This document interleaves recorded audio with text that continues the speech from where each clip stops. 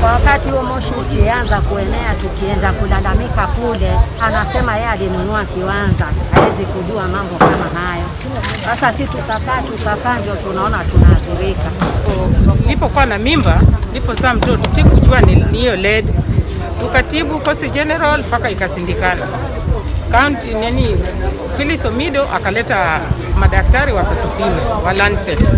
Wakapata mtoto ako na lead hali ya juu.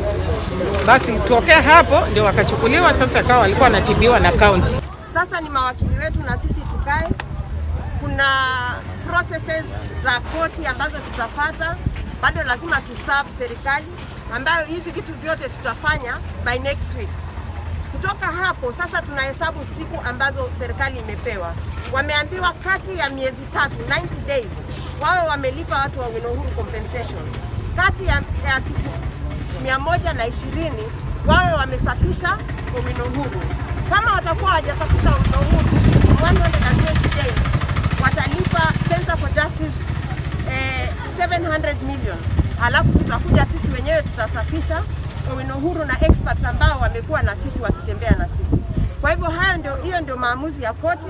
Leo ni step ya kwanza, lakini bado tuna mwendo mrefu kwenda. Watu ambao wameishi kuanzia hiyo muda wakipigana na nini, na kuna watu ambao wamekuja hapa jana tu, wamekuja Owino Uhuru.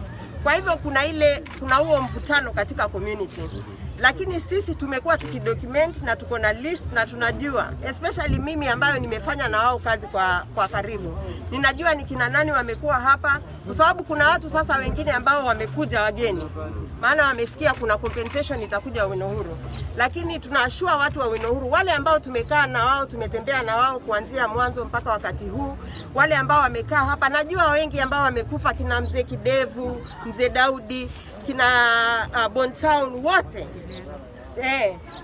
tuko na majina yao. Kwa hivyo hakuna mmoja ambaye amepigania haki, ambaye amevumilia mateso ya kuishi Owino Uhuru ambaye ataachwa. Hiyo ni assurance yangu. Kila mmoja kati yetu ataweza kupewa haki yake. Kwa hivyo msiwe